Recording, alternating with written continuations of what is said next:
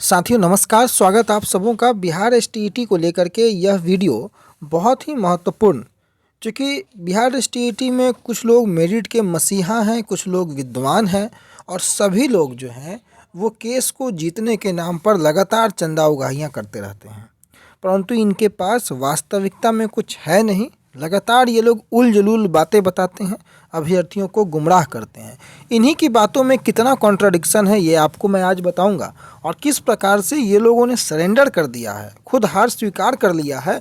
इनको अब पता लग चुका है कि अब इनसे कुछ नहीं हो सकता है। सिर्फ और सिर्फ किस तरीके से ये लोग समय को किल करें, बस वही इनके पास एक अंतिम उपाय बचा है। सारे चीज़ों को लेकर के हम लोग चलेंगे। कुछ पॉइंट्स मैंने लिखे हैं। केस की सुनवाई के बारे में भी, पीआईएल की सुनवाई के बारे में भी हम बात करेंगे। सभी मुद्दों को बात करने के साथ साथ इस वीडियो में आपका अंत तक बना रहना बेहद आवश्यक है। सबसे पहले दोस्तों, अगर हम बात करें कि ये लोग आखिर जो मेरिट के मसीहा हैं, ये लोग आखिर चाहते क्या हैं। देखिए, बात निकल कर के आई कि सरकार बीए बीएड के अलावे भी सोच रही है, और इतने आसानी से सरकार जो है वो नॉट इन मेरिट वाले जो लोग हैं, जो क्वालिफाई हैं, उनको नौकरी नहीं देने वाली है। तो सबसे पहली बात मैं आपको यह बता दूं कि सरकार, पहले तो आप लोगों का यह मंसूबा था कि सरकार तो नॉट इन मेरिट वाले को नौकरी देगी ही नहीं, वो लोग एलिजिबल हैं ही नहीं। आज ये स्वीकार कर रहे हैं कि इतनी आसानी से नहीं देगी, मतलब ये स्वीकार कर रहे हैं कि देगी परंतु आसानी से नहीं देगी। तो पहले यह तय कर लें कि सरकार नौकरी नॉट इन मेरिट वाले यानी कि जो क्वालिफाई हैं उनको नौकरी देगी, चाहे कितने भी कठिनाई से या मुश्किल से, या नहीं देगी। अगर वो देगी तो फिर उनकी एलिजिबिलिटी को आप स्वीकार कर रहे हैं कि वो लोग एलिजिबल हैं, सरकार उनको नौकरी देगी। और अगर आप उनकी एलिजिबिलिटी को स्वीकार नहीं कर रहे हैं, जिस तरीके से आपने केस किया है, तो फिर आपने ये बात कैसे कहा कि सरकार इतनी आसानी से नहीं देगी। तो इन लोगों की बातों के मर्म को समझिए। दूसरा महत्वपूर्ण बात है कि इनको 2011 से दिक्कत नहीं है। आप समझिए, 2011 को इन्होंने चैलेंज नहीं किया है, और सरकार ने 2011 वालों के साथ ही सामंजस्य बैठा करके जो है 2019 के क्वालिफाई अभ्यर्थी जो न्यूनतम उत्तीर्णांक से उत्तीर्ण है उनको आगे के चरणों में मौका दिया है। गवर्नमेंट ने जिस दिन 26 तारीख के लेटर को निकाला था, कई लोग ने बस यह सोचा कि 414 जो ज्ञापांक संख्या जो पत्र है, उस पत्र को बस एक पत्र के माफिक देखा जाए, परंतु वो एक पत्र नहीं है। गवर्नमेंट ने बड़ी सोची समझी रणनीति के तहत उस पत्र को निकाला था, और मैंने उस दिन भी आप लोगों को कहा था कि ये जो 26 जून का जो पत्र निकला है, ये सारे परिस्थितियों को बदल दिया है।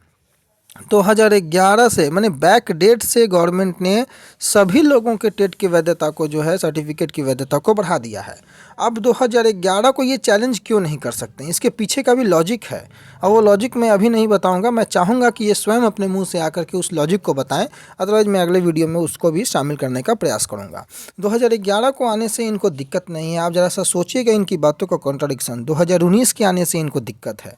अगर 2011 वाले में आपको सबसे ज़्यादा जो कैंडिडेट बचे हुए हैं वो सोशल साइंस के बचे हुए हैं, और ये सोशल साइंस के सो कॉल्ड मसीहा भी कहे जाते हैं। और सोशल साइंस में अगर आप मान लीजिए कि 4000 कैंडिडेट बचे हों, या आप मान लीजिए कि 2000 कैंडिडेट बचे हों, मान लीजिए, और अगर मेरिट की ही बात करें, नॉट इन मेरिट की बात ना करें अभी आप, तो नॉट इन मेरिट को अगर हटा दिया जाए तो 5054 जो सीटें हैं, और ये 2000, लगभग 7000 लोग हो जाएंगे। तो इन 7000 लोगों में सीटें अभी तत्काल जो आपके पास है वो 5054 है। तो 2011 वाले अगर अभ्यर्थी आते हैं तो ये 2000 जो कैंडिडेट है वो तो बाहर हो जाएंगे। पहली बात, इनको इससे प्रॉब्लम नहीं है, इनको प्रॉब्लम 2019 के क्वालिफाई लोगों से है। भाई साहब, प्रॉब्लम आपके 2019 से भी नहीं है, प्रॉब्लम आपको केवल और केवल पैसे का है। पैसे किस प्रकार से बनते रहें, वो मेन प्रॉब्लम है। अब देखिए, महत्वपूर्ण बात क्या है कि 2011 वाले को जब आप चैलेंज नहीं कर सकते हैं, और गवर्नमेंट ने 2011 वाले के साथ ही सामंजस्य बैठाते हुए 2019 के क्वालिफाई को आगे बढ़ाया है, तो फिर आप 2019 को कैसे चैलेंज कर सकते हैं। अगर इनकी न्यूनतम उत्तीर्णांक की वैधता बीएसईबी ने अपने काउंटर में भी एक्सेप्ट किया है, और इन महाशय भी एक्सेप्ट करते हैं, सभी लोग एक्सेप्ट करते हैं कि जो शेष 49,000 के आसपास के जो अभ्यर्थी बच गए थे, जो कि क्वालिफाई थे और नॉट इन मेरिट में उनको लाया गया था, बीएसईबी भी कहीं से उनको डिस्क्वालीफाई नहीं मानता। बीएसईबी भी ये कहीं से उनको अयोग्य नहीं है कि वो अयोग्य हैं, ऐसा उन्होंने अपने काउंटर के डिक्लेरेशन में कहा है। और विभाग जो है, शिक्षा विभाग, बिहार सरकार जो है, वो बीएसईबी की तो गलती ही मानता है। मेरिट और नॉट इन मेरिट ये तो बीएसईबी का किया गया गलती है, और गलती को लेकर के आप आगे नहीं बढ़ सकते, ना ही कोर्ट उसे कंसिडर कर सकता है। गवर्नमेंट के पास जो राइट टू कंसिडरेशन है, क्या कोर्ट उस राइट टू कंसिडरेशन में इंटरफेयर करेगा? क्या कोर्ट को ये राइट है कि गवर्नमेंट के बनाए गए पॉलिसी में वो इंटरफेयर करे? इसके भी कई जजमेंट हैं जो कि मैं अब आप लोगों के सामने प्रस्तुत करूंगा। अब देखिए, 2011 को चैलेंज नहीं करके ये लोग नियुक्ति की मांग भी नहीं कर रहे हैं। करिए, 2011 को चैलेंज करिए और नियुक्ति ले लीजिए। तो ये दोहरा जो चरित्र है, ये जो दोहरा चेहरा है कि एक और आप 2019 के मसीहा बने हैं और एक और आप 2011 वाले से प्रेम भी कर रहे हैं, और गवर्नमेंट ने 2011 के ही साथ सामंजस्य बैठाते हुए 2019 को आगे बढ़ाया है। तब आप समझे ना कि अब 2011 में अगर 16,000 की जगह पर आप मान तो लीजिए ना कि 5 ही हज़ार कैंडिडेट आते हैं। अरे आ तो गए ना, उन 37,000 सीटों पे आपके अलावे तो 5,000 कैंडिडेट आ गए।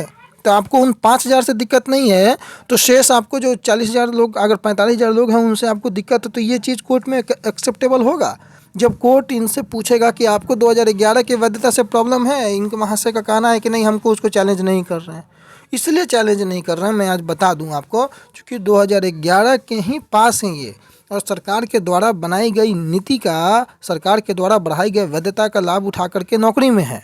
और आज इनका यह कहना है कि सरकार के द्वारा बनाई गई वैधता, या सरकार के द्वारा जो वैधता बढ़ाई गई है, हालांकि वो एनसीटी के रूल के अकॉर्डिंग बढ़ाई गई है, तो उसको ये स्वीकार नहीं करते, उसी को ये चैलेंज करने गए हैं। एक और लाभ उठाना, दूसरी ओर चैलेंज करना, ये कहाँ तक एक्सेप्टेबल है या नहीं है वो आप लोग खुद समझते हैं। इस कारण से 2011 वाले से इनको बड़ा प्रेम है।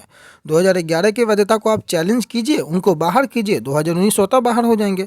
तो 2011 के कंधे पे रख के सरकार बंदूक जरूर चलाना चाहती है, ये बात इनका कहना जायज़ भी अगर मान लिया जाए तो वो पब्लिक इंटरेस्ट में है, वो 50,000 कैंडिडेटों के इंटरेस्ट में है। और हाई कोर्ट जो है वो पब्लिक इंटरेस्ट के लिए, अगर गवर्नमेंट ने कोई पॉलिसी बनाई है, कोई नीति बनाई है, तो उस पॉलिसी को, उस नीति को गवर्नमेंट, सरकार जो है, कोर्ट जो है, कभी भी उससे डिनाई नहीं कर सकता अगर उससे पब्लिक इंटरेस्ट जुड़ा हुआ है। और उसके ऐसा नहीं है कि गवर्नमेंट के पास राइट टू कंसिडरेशन नहीं है, गवर्नमेंट के पास ये राइट नहीं है, ये अधिकार नहीं है कि कुछ नीतियों का वो निर्धारण कर सके, कुछ पॉलिसी को वो बना सके, उसको बदलाव कर सके, ये है। रही बात नियमावली में बदलाव की, तो नियमावली में जो बदलाव होना है वो सबके लिए होना है। ऐसा तो नहीं है कि बीएड में मार्क्स जो है वो सिर्फ आपका कम है, वो नॉट इन मेरिट वाले का भी कम होगा। ऐसा नहीं है कि एसटीईटी में मार्क्स सिर्फ मेरिट वाले का ही 110 है, नॉट इन मेरिट में जो रह गए हैं साथी उनका भी मार्क्स अच्छा खासा है। तो ऐसा बदलाव, कोई भी बदलाव अगर इनके कथनानुसार अगर हो भी जाता है, मेरे अनुसार ऐसा तो फिलहाल मुझे नहीं लगता है, परंतु अगर 1% मान भी लिया जाए कि कोई बदलाव होता है तो वो सबके लिए होगा, वो 80,402 अभ्यर्थियों पर लागू होगा। जो परिस्थितियाँ ये फेस करेंगे वही परिस्थितियाँ हम भी। तो पहले आप ये तय करें कि नॉट इन मेरिट जो क्वालिफाई हैं वो बहाली में हिस्सा लेंगे या नहीं लेंगे। कठिनाइयों से ले या संघर्षों से भरा उनका रास्ता हो, आप भले ही मखमल वाले फूल पर चढ़ के जाएंगे, भले ही कांटों के ताज पे चढ़ के जाएंगे, परंतु जाएंगे तो रास्ता तो दिया गया है ना। कुछ लोग तो पहुंच ही जाएंगे ना आप ही के अनुसार। एक लोग भी पहुंच गए तो आपका तो कहने गलत हो गया ना कि एक लोग भी नहीं आएंगे। आपने सब सारी बातें स्वीकार की है, इन लोगों ने, जितने विद्वान लोग हैं ये लोग अब स्वीकार कर रहे हैं, परंतु अब मरता क्या ना करता, लोगों को तो भरमा चुके हैं। अब लोग को अगर सच्चाई बता देंगे तो लोग पैसे मांगना शुरू कर देंगे। अब एक और बात देखिए कि कोर्ट में एक और सीनियर वकील का इंतजार कर रहे थे ये लोग। इनके वकील के क्या है, इनके वकील के पास तर्क नहीं थे क्या, या दूसरे सीनियर वकील का ये इंतज़ार कर रहे थे? चलिए, अच्छा है कि एक और सीनियर वकील इनके कथनानुसार आ चुके हैं, तो अब ये मेरिट के पक्ष को शायद मजबूती से रखेंगे। अब शुभकामनाएं हैं कि आप केस जीतिए, आपकी बहाली हो, किसी की बहाली हो, बहाली होनी चाहिए। और मेरा तो यह मानना है कि सारे लोग अपने अपने केस को विड्रॉ करें और बहाली के रास्ते को आगे बढ़ाया जाए।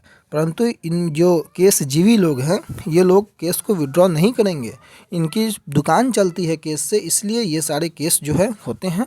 परंतु मुद्दे की बात यह है कि जो केस की सुनवाई है वो अभी भी लिस्ट पर नहीं है। मसला पीआईएल का हो, मसला रीट का हो, कोई केस अभी लिस्ट पर नहीं है। कल पीआईएल को लेकर के उम्मीद थी कि शुक्रवार का दिन है, पीआईएल की सुनवाई होगी, परंतु आज भी पीआईएल लिस्ट पे नहीं होने के कारण कोई सुनवाई की संभावनाएं आज भी नहीं है। देखना होगा कि इस साल क्या सुनवाई की संभावना बनती है या 2021 इसी तरीके से इंतजार में चला जाता है। तो दोस्तों, उम्मीद है कि इस वीडियो में आप लोगों ने समझा होगा कि 2011 को अगर आप नहीं रोक पा रहे हैं तो 2019 को भी नहीं रोक पाइएगा। यही बात तो मैं लगातार कहता हूँ कि सरकार ने 2011 के साथ सामंजस्य बैठाया है। 2011 के साथ ही नहीं, 2011 के क्वालिफाई के साथ 2019 के क्वालिफाई को सामंजस्य बैठाया है। कई लोग कई तरह की बातें करते हैं। मैंने हर बार तर्क प्रस्तुत किया, आने वाली वीडियो में कई खुलासे करने वाला हूं। उन सभी बिंदुओं को आप लोग ध्यान में रखें और इस वीडियो को जरूर देखने के लिए, आपका पूरा देखने के लिए धन्यवाद। चैनल पर नए हो तो सब्सक्राइब जरूर करें, बेल आइकन प्रेस जरूर करें। आने वाले समय में कई महत्वपूर्ण वीडियो इसी चैनल पर अपलोड होते रहेंगे। धन्यवाद।